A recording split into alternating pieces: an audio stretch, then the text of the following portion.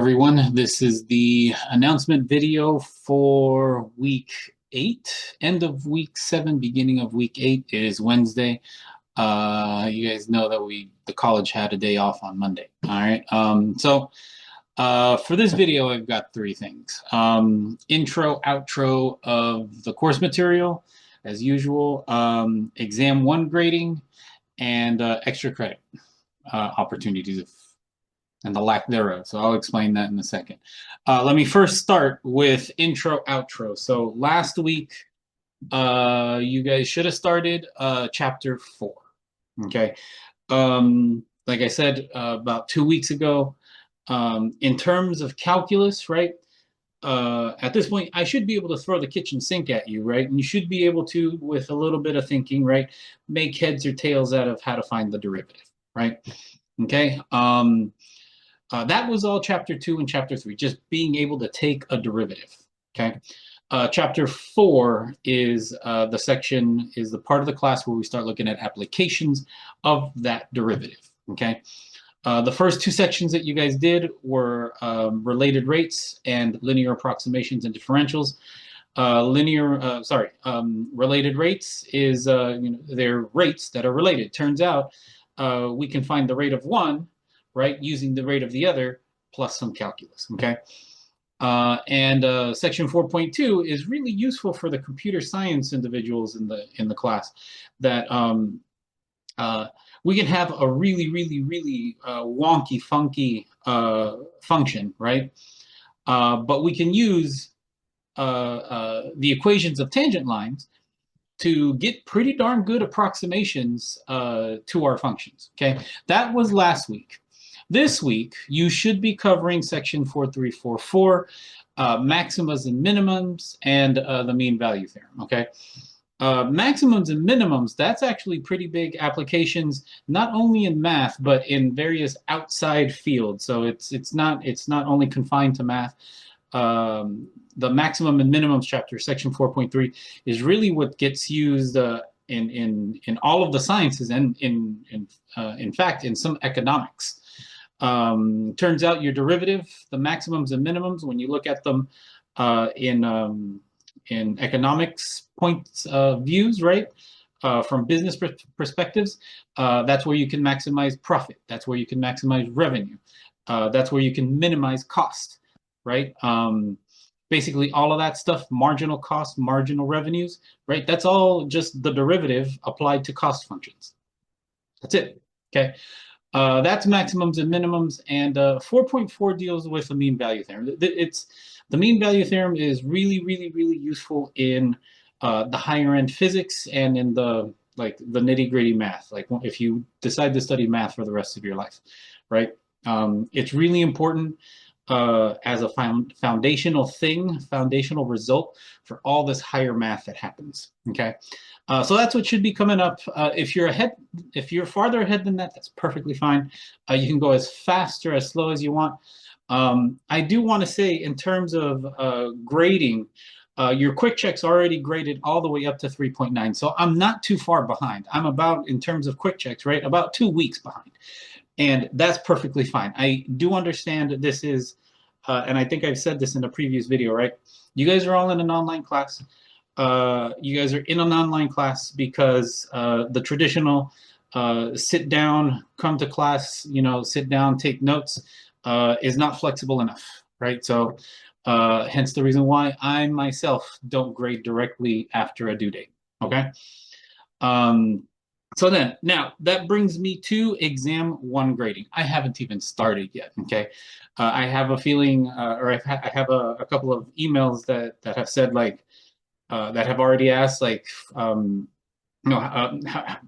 you started grading yet? Why is my grade still low? I'm like, because I haven't done any of the grading yet for the exam 1. Okay, exam 1 grading, if I sat down and did everybody all at once, would probably take me a good 2 days. So it's not going to get done sort of overnight. It's going to probably take me 3 or 4 days. Just keep in mind, right? Like I said, each exam is, I use the homework system that you guys have, right? So every exam is different. Every person, I have to go through every single person's exam and their write-up to make sure that the work matches the answer and that the work that's shown is complete enough for me to provide any partial credit, okay? And that's for 36 students. There are still 36 students in the class. Okay, so it's going to take me a while. Now, I think in a previous video, I had answered this. Like, when am I going to be, when do I know? When I am done with your test, right? What I tend to do is the write-up, right, bears no weight on your final grade, okay? So whatever grade I give the write-up, right? That doesn't affect your grade. Okay.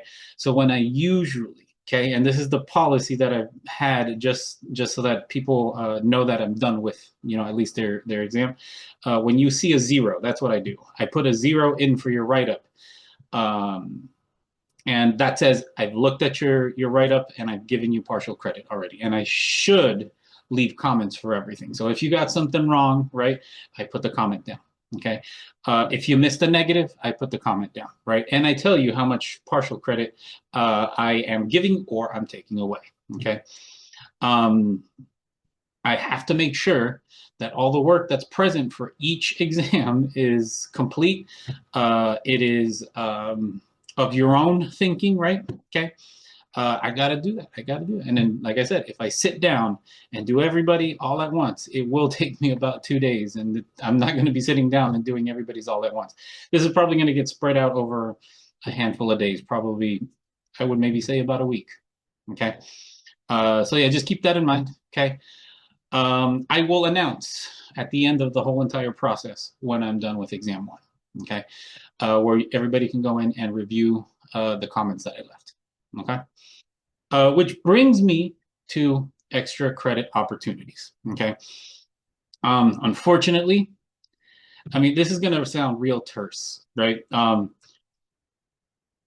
not making, so the course material in and of itself, right? The course material in and of itself is not anything above or beyond or below what any 4-year university is going to require you to do. It's not any more or any less than what a 4-year college is going to make you do. Okay. This stuff that you guys are doing, right? The examples that I'm giving you, the practice that I'm giving you, the lecture questions that I'm giving you, the online homework that I'm giving you, right? All of this is exactly what you would see, right? If you went to UC Berkeley, if you went to UC Davis, if you went to San Jose State, if you went to the University of the Pacific. All of this stuff is that, okay? Which brings the question, right? Extra credit opportunities. This is gonna, like I said, this is gonna sound terse, right? Why provide extra credit if you can't do the regular credit? Okay.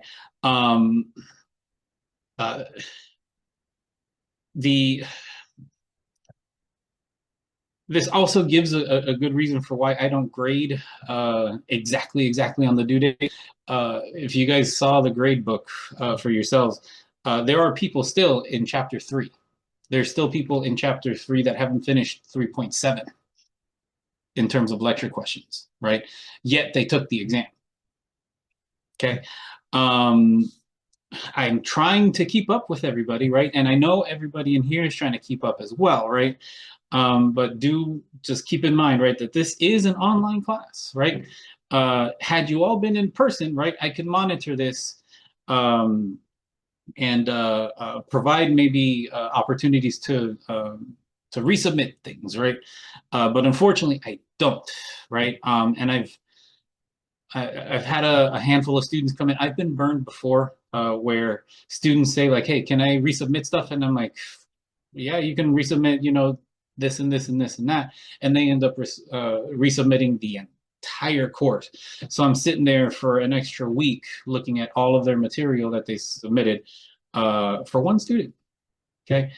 So instead of doing that, which I believe is unfair to you all that are actually, making progress on the course, albeit some of you a little behind, right?